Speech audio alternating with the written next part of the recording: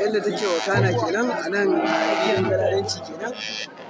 da mai martaba sarki a daidai wani lokaci ya ƙaraso daidai galadanci kusa da gidan gida inda ake kawo cafka da irin sarkin hausa da ko fararen bakan fata da suka kawo a zuwa da su bayyana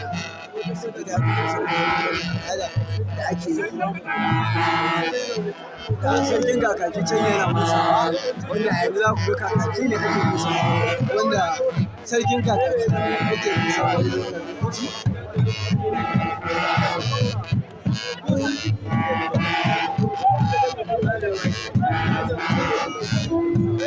haka da yanzu da muke ba sarki ne ake yan gyare-gyare duba da yanayin an kusa sauka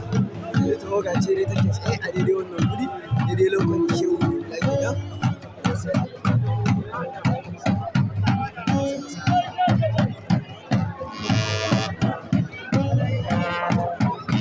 tambara ake ta bugawa da kakaki a inda ga sarkin kakaki can yana tsaye yana kallo sarki yana kiran lafiya lafiya sarki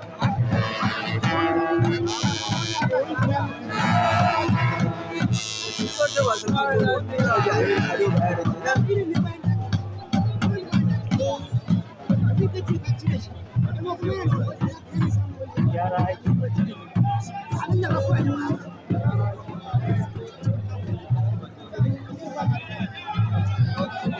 to tafiya dai ta tafi ga mai martaba sarki ya bugo dokinsa da za a tafi yanzu a daidai wannan lokaci kenan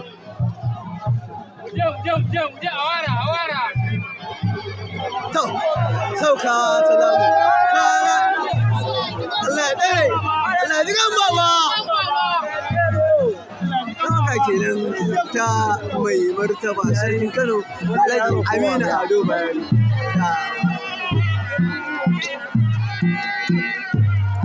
ga giwar sarki nan a baya ana ta kiran lafiya lafiya